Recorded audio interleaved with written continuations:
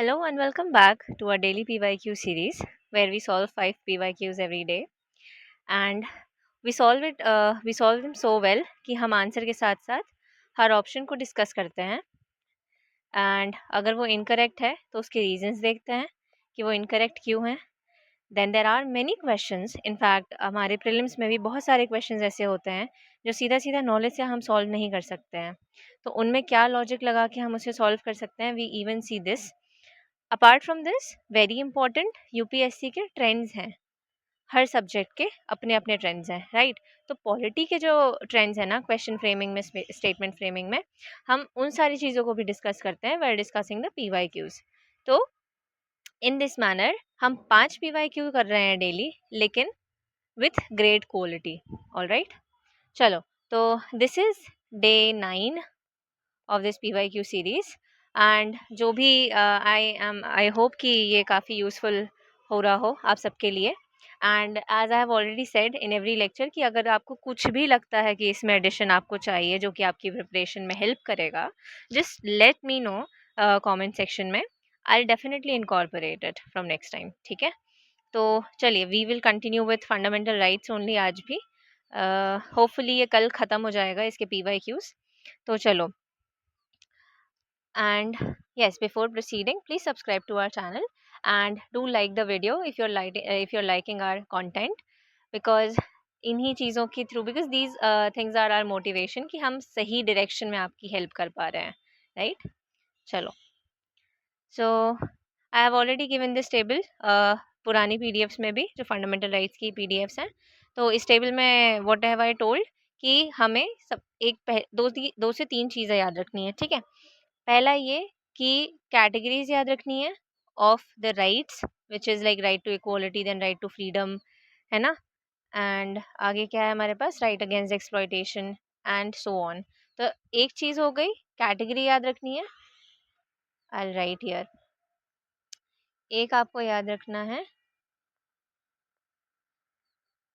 Category, दूसरा याद रखना है आर्टिकल नंबर, ठीक है, और तीसरा याद रखना है की टर्म्स ऑफ ईच आर्टिकल, ठीक है। तो ये तीन चीज़ें अगर आप अच्छे से कर लेते हैं तो आपका फंडामेंटल राइट से एग्ज़ाम में अगर 5 क्वेश्चन आ रहे हैं ना, तो उससे आप 3 या 4 क्वेश्चन आराम से सॉल्व कर लोगे, ठीक है। And I am saying this with 5 years of experience, so do make a note of this thing, ठीक है। तो इसमें हमें हर आर्टिकल का कीवर्ड याद करना है। लाइक आर्टिकल 14 का था equality before law, right. Article 16 में we have public employment, opportunity in public employment, ठीक है। देन 18 में क्या है, अबॉलिशन ऑफ टाइटल्स, है ना। इसी तरह से आई हैव टोल्ड कि 23 और 24 में क्लियर डिस्टिंक्शन याद रखना, इसको रट लो कि 24 में सिर्फ चाइल्ड लेबर है, ओनली चाइल्ड लेबर, ठीक है, नथिंग एल्स। एंड 23 में यू हैव फोर्स्ड लेबर, तो फोर्स्ड लेबर नहीं है 24 में, forced labour is in 23 along with trafficking in human beings. All right, चलो। देन इसी तरह से ये सारे आर्टिकल्स, और 25 से 28 तक के आर्टिकल्स भी बहुत अच्छे से याद रखना, इनमें इनमें काफ़ी कन्फ्यूजन होता है। तो या तो आई विल ओनली शेयर कल या परसों में के वीडियो में कि इसको आप कैसे याद रख सकते हो थोड़ा बहुत, या आप खुद से ट्राई करो कि इसको कुछ बना सको तो ये चारों आपको अच्छे से याद रहें, ठीक है। ओके, देन इन दोनों आर्टिकल्स में I told you difference already, एक बार फिर से आई राइट। इन दोनों में डिफरेंस होता है एजुकेशन इंस्टीट्यूशन के मामले में, ठीक है। तो 23 में क्या, सॉरी 29 में क्या है, एडमिशन रिलेटेड, एंड 30 में क्या है, इस्टेब्लिशमेंट रिलेटेड, ठीक है। चलो, pardon my hand writing but I hope it's legible at least. All right, ठीक है। देन हमारे पास है हमारा आर्टिकल 32, सो इसमें वी हैव आर रिट्स, है ना। And this is basically you can fight for your rights if they are not being given to you, okay। then article 31 का क्या position है, it was right to property which was earlier a fundamental right but it was repealed and now it is in 300A, it exists till date, but now as a constitutional या फिर legal right. चलो बढ़ते हैं। So moving on with our questions today, consider the following statements. Okay, अच्छा, I have already told, but just a reminder कि इस पूरे video में, इस पूरे लेक्चर में, इनफैक्ट हर लेक्चर में I try to incorporate everything that I have learned in my 5 years of UPSC journey, also which has helped me in increasing my score from 66, like consistently I was scoring only this much in GS, है ना, तो इससे 87, that too in 2023, and इसके बाद 99, around 99 almost हर answer की से 2024 के prelims में। ठीक है, so this was general cut off से 12 more marks, if you know the general cut off of 2023, it was around 75। ठीक है, so you can see कि हम जो भी आपको प्रोवाइड कर रहे हैं, बी एट या PYQ सीरीज़ जो फ्रीली अवेलेबल है, या फिर हमारे जो कोर्सेज हमने लॉन्च किए हैं, everything that we are providing and that we have brought, वो सारी, उसमें उन सारी चीज़ों के थ्रू हम आपकी यही हेल्प करना चाहते हैं कि जिस तरह से I have finally reached here, है ना, और प्रीलिम्स के लूप से बाहर निकली हूँ मैं, उसी तरह से आप लोगों की हेल्प कर सकें, ताकि आप इस तरह से इस स्कोर या किसी भी उस स्कोर में ना भटकते रहें जिसकी वजह से आप प्रीलिम्स के लूप में फंसे। ठीक है, तो हम आपकी हर तरह से हेल्प करने के लिए रेडी हैं। It's only that you need to trust us. All right, and quality and efforts आपको दिख रहा होगा हमारी B.Ed करंट अफेयर सीरीज़, जो आपने अगर कुछ देखे हैं उसके लेक्चर्स, या फिर हमारी daily PYQ series, right. All right, चलिए, सो प्रोसीड करते हैं। Article 301 pertains to right to property। अच्छा, अभी आई ऑलरेडी टोल्ड यू वैसे कि ये राइट टू प्रॉपर्टी आप किस आर्टिकल में है, 300A, है ना, तो ये गलत होगा। बाकी के स्टेटमेंट्स देखते हैं। Right to property is a legal right but not a fundamental right. Yes, article 300A was inserted in the constitutional amendment। चलो, इसको फाइनली इसके आंसर में आने से पहले हम थोड़ा सा पढ़ते हैं इसके बारे में। सो 44th अमेंडमेंट एक्ट 1978, ये भी आपको पता होना चाहिए कि किस अमेंडमेंट से ये चेंज हुआ है। तो it is 44th amendment. What did it do? It inserted a new article. पहले तो उसने राइट टू प्रॉपर्टी रिपील किया from fundamental rights, that is this article 31, then inserted a new article 300A। और ये कहाँ इंसर्ट हुआ है? I don't know if all of you know this, but ये पार्ट 12 में एग्जिस्ट करता है। ठीक है, ये भी इम्पॉर्टेंट है एग्जाम पॉइंट ऑफ व्यू से, कि अभी जो राइट टू प्रॉपर्टी है वो किस पार्ट में है। ठीक है, so this is important and you must remember this. All right, under the heading right to property. ठीक है, इसके बाद इसमें और क्या इंपॉर्टेंट है? इट इज सेइंग कि it still remains a legal right और अ कॉन्स्टिट्यूशनल राइट, बट क्योंकि अब ये फंडामेंटल राइट नहीं है, इनफैक्ट हर फंडामेंटल राइट भी बेसिक स्ट्रक्चर का पार्ट नहीं है।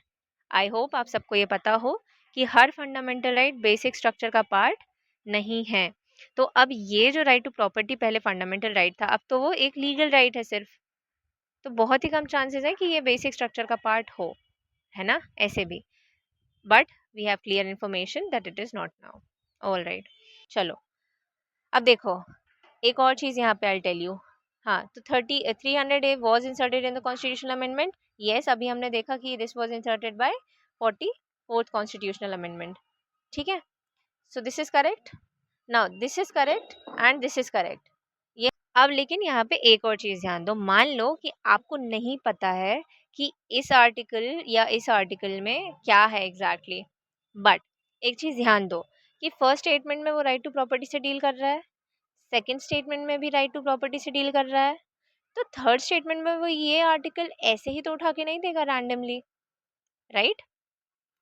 तो आपको अब यहाँ पे ये क्लिक करना चाहिए कि 301 और 300A में से कोई एक ही आर्टिकल होना चाहिए यहाँ पे, बिकॉज ये पूरा जो क्वेश्चन है ये राइट टू प्रॉपर्टी के इर्द गिर्द घूम रहा है।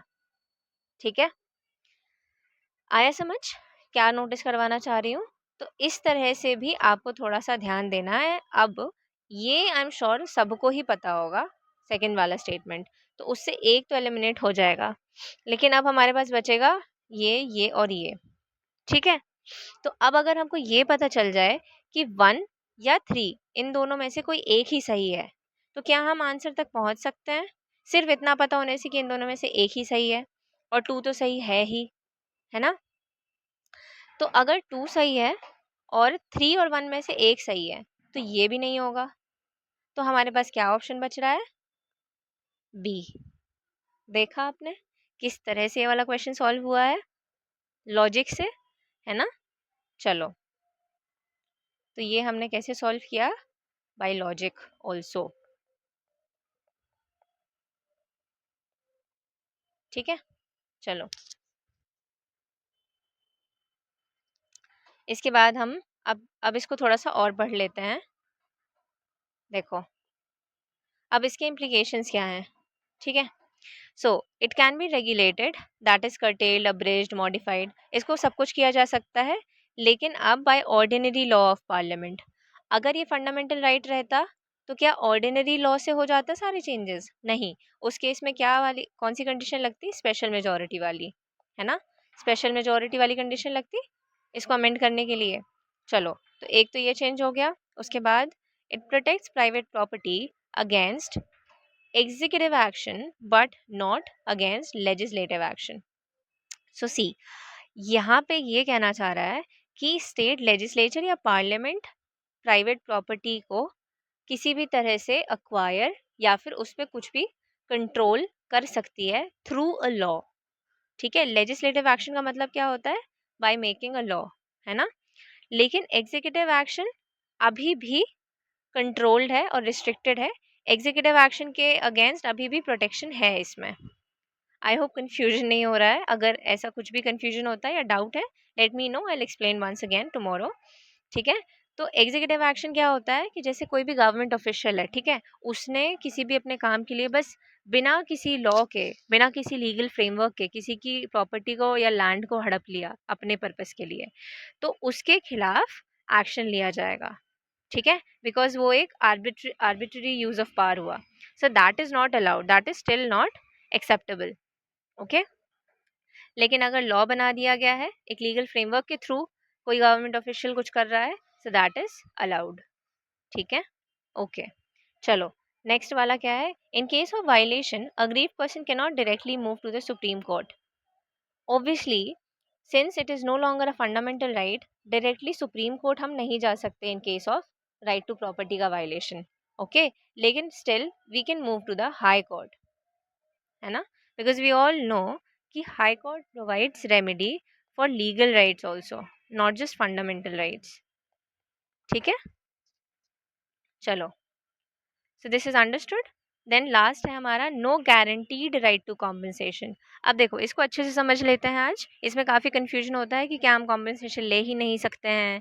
अब क्या हम बिल्कुल भी किसी भी तरह से हम डिमांड नहीं कर सकते हैं अपने राइट के लिए कुछ भी? तो आज हम इसको क्लियर कर लेंगे बढ़िया से। ओके, देखो इसमें क्या होता है अब कि मान लीजिए स्टेट ने आपकी प्रॉपर्टी एक्वायर करी फॉर सम गवर्नमेंट पर्पस और what ever purpose through a legal framework. ठीक है, तो यहाँ पे लिखा भी है, ओके, इंडस्ट्रियल प्रोजेक्ट। तो उस केस में अगर वो आपको मिनिमल कॉम्पनसेशन भी दे रहा है या कुछ नहीं दे रहा है, मान लो वो वाली सिचुएशन ले आते हैं, ठीक है, तो आप सुप्रीम कोर्ट नहीं जा सकते हो। ठीक है, तो आप सुप्रीम कोर्ट नहीं जा सकते और आप इसकी डिमांड इस तरह से नहीं कर सकते कि आपका ये बिल्कुल फंडामेंटल राइट है। लेकिन फिर भी अभी भी आपके पास हाई कोर्ट का ऑप्शन है। ऐसा नहीं है कि आप कंप्लेन ही नहीं कर सकते हो अब। ठीक है, ऐसा नहीं है। You can still challenge the law in the courts if it violets legal procedures और प्रिंसिपल्स ऑफ फेयरनेस। तो लीगल प्रोसीजर अगर कुछ वायलेट हुआ, एक तो तब आप जा सकते हो, दूसरा अगर फेयर नहीं है वो पर्टिकुलर प्रोसेस, है ना। लाइक जैसे मैंने मेंशन किया कि कॉम्पनसेशन ही नहीं दे रहा है, आपको कुछ भी नहीं दे रहा है रिटर्न में। ठीक है, तो उस केस में डेफिनेटली आप कोर्ट को अप्रोच कर सकते हो। तो yes, there is no guaranteed right, मतलब ये फंडामेंटल राइट नहीं है बेसिकली, इसका मतलब ये है। ओके, लेकिन और यहाँ पे अगर ये थोड़ा सा ज़्यादा अच्छे से लिख देता कि no guaranteed right to adequate compensation, ऐसा कुछ लिखता तो ये ज़्यादा क्लियर होता, बट यहाँ पे नहीं लिखा है तो वो ज़्यादा सेंस बनाता। बट ठीक है, अभी आपने समझ लिया कि नो गारंटीड एंड मतलब बेसिकली फंडामेंटल राइट नहीं है, लेकिन इन जनरल आप अप्रोच कर सकते हैं कोर्ट को, ठीक है, बिकॉज नॉर्मल राइट अभी भी ये है, ठीक है, कि आप एक फेयर डिसीजन की डिमांड कर सको। चलो, moving on to question number 2 of the day. With reference to the United Nations Convention on the Rights of the Child, consider the following. Okay. Right of development, right to expression, right to recreation. क्या पूछ रहा है? Which of the above is or are the rights of the child? अब देखो, ये बहुत ही basic है, ये आपको कहीं सीधा सीधा ज़रूरी नहीं है कि आप पढ़ो, लेकिन अगेन अब इसको भी हम लॉजिक से सॉल्व करेंगे, ठीक है। देखो, लॉजिक, और बहुत ही बेसिक लॉजिक है इसमें तो, राइट टू प्रॉपर्टी जैसा लगाना भी नहीं है इसमें। राइट्स ऑफ द चाइल्ड, एक चाइल्ड के क्या राइट्स होते हैं? जो उसकी डेवलपमेंट, उसकी ग्रोथ में हेल्प करे, है ना। तो इन तीनों में से ऐसा कोई भी राइट लग रहा है जो कि नहीं होगा, वो भी यूनाइटेड नेशन के कन्वेंशन में? क्या यूनाइटेड नेशन नहीं देगा डेवलपमेंट का राइट, एक्सप्रेशन का right, which is so basic for anybody's development, है ना। ये तो इनफैक्ट मतलब soul, I would say soul of freedom है ये, soul of freedom and soul of rights, I would say, right. तो देन रिक्रिएशन, रिक्रिएशन अगेन ये होता है पर्सनल डेवलपमेंट के लिए, this is again very important, ठीक है। तो when we are talking about child जो कि एक वल्नरेबल कम्युनिटी है, do you think United nation convention में इन तीनों में से कोई भी एक मेंशन नहीं होगा? Highly minimal chances of that, in fact I would से नहीं है चांसेस, ठीक है। तो इसका आंसर हो जाएगा डी। ऑलराइट, चलो, प्रोसीडिंग विथ नेक्स्ट क्वेश्चन। अच्छा, before proceeding, a little about our courses. All right, so I'll take you to our website itself. See, this is our website, and this doesn't work with the pen, without the pen, and very nice, it is not working as CV. Okay, finally it is working.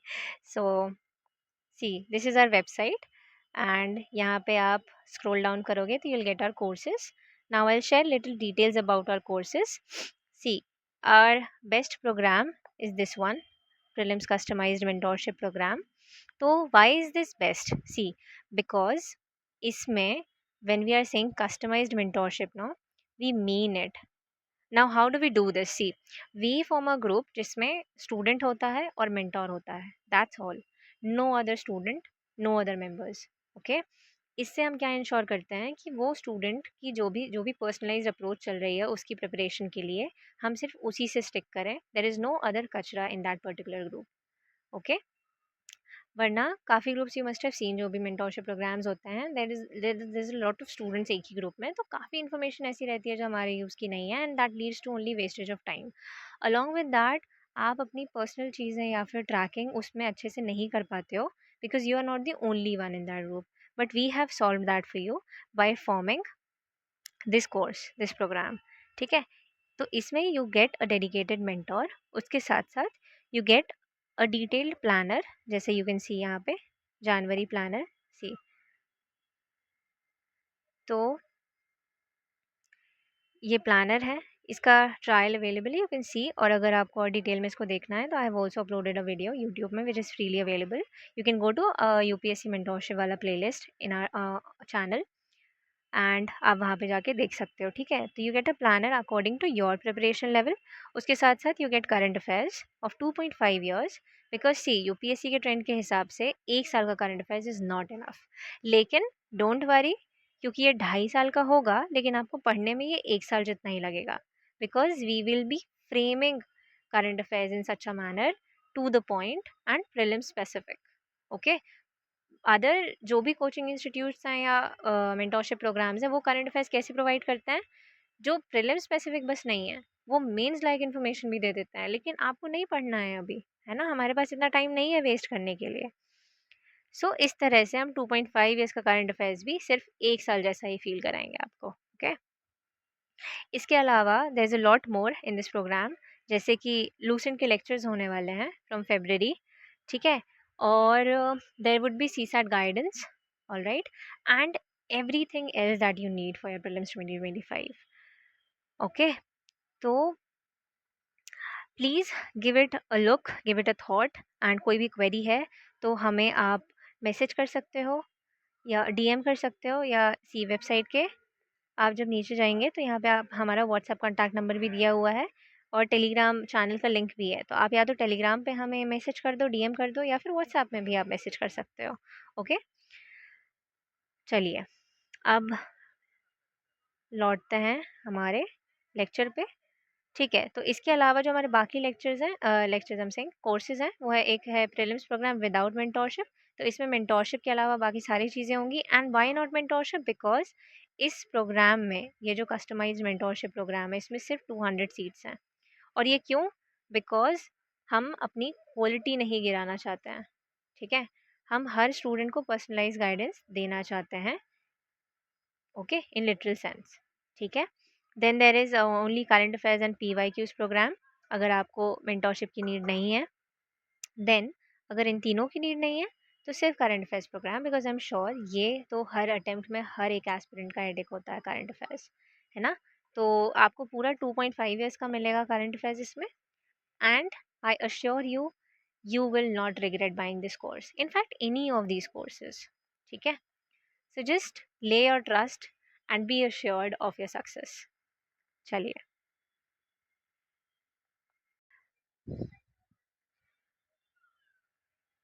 चलो next question. Question number 3।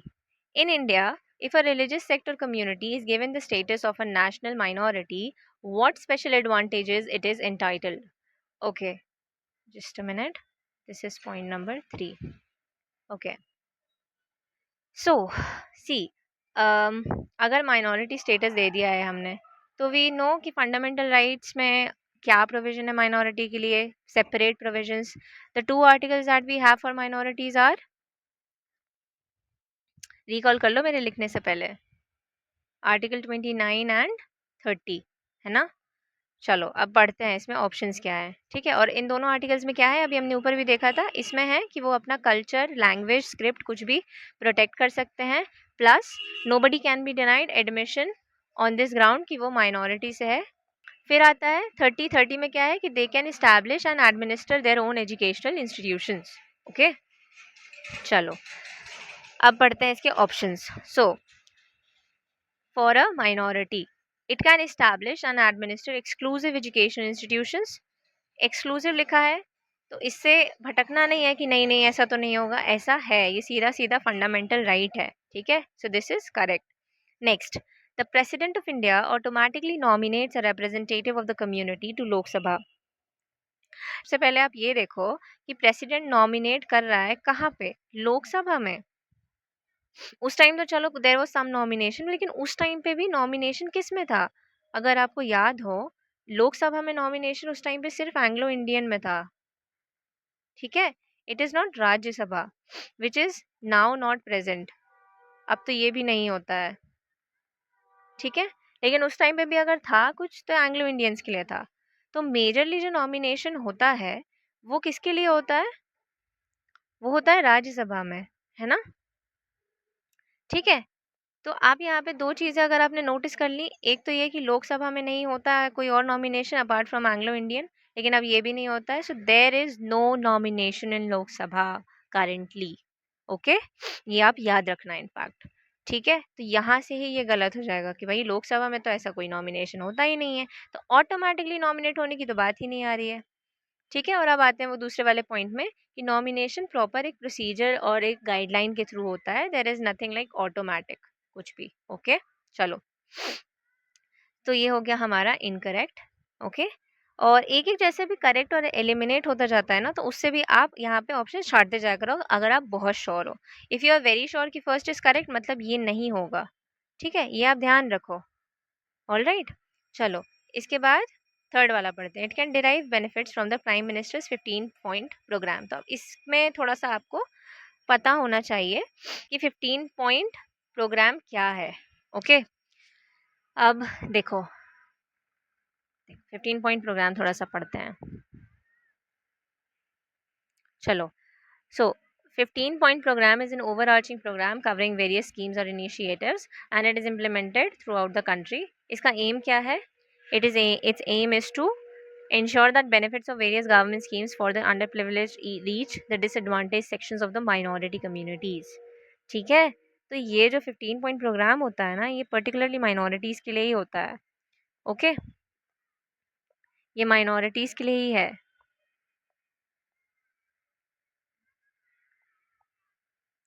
तो आपको ये थोड़ा सा पता होना चाहिए definitely, और उस टाइम ये काफ़ी हाईलाइटेड होगा आई एम श्योर, इसलिए ये सीधा सीधा पूछा है उसने.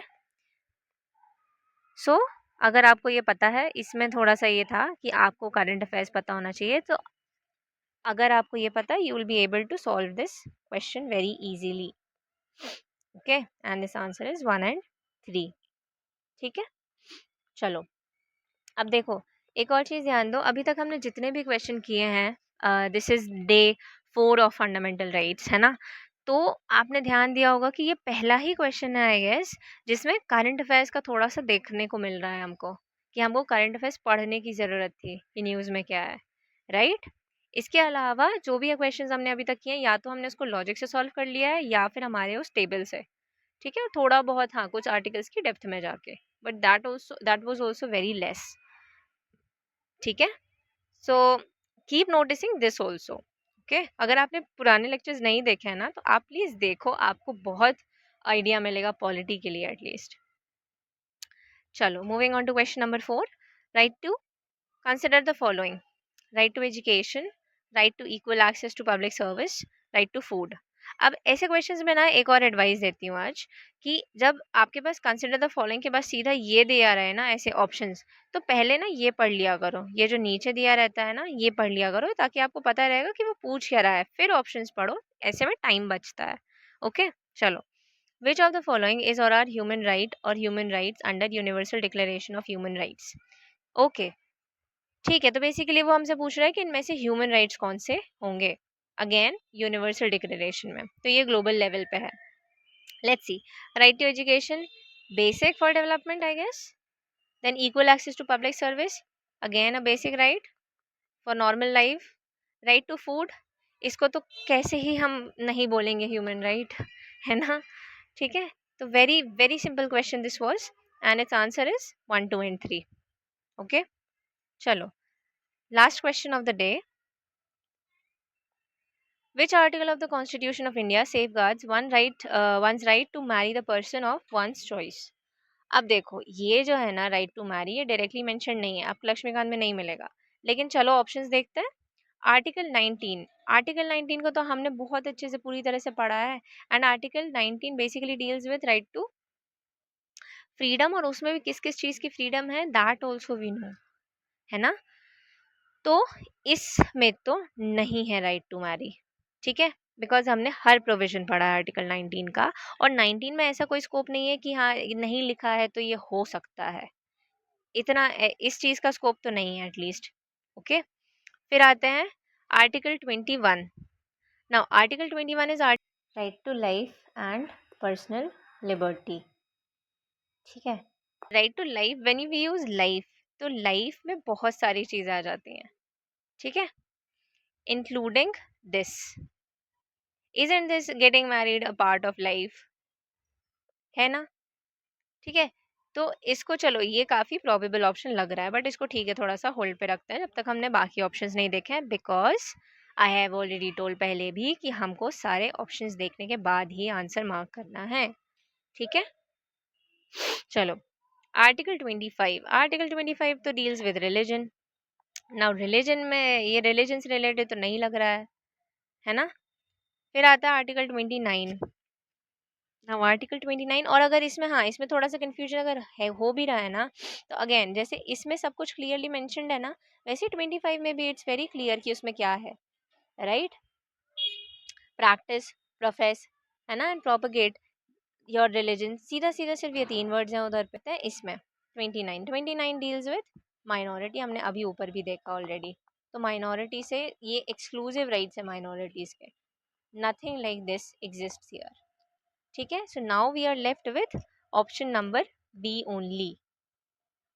Okay, so this is how we have solved. आज तो काफ़ी क्वेश्चन हमने लॉजिक से सॉल्व किए हैं, और हमने काफ़ी और चीज़ें भी सीखी। I hope you enjoyed the lecture, you like the lecture.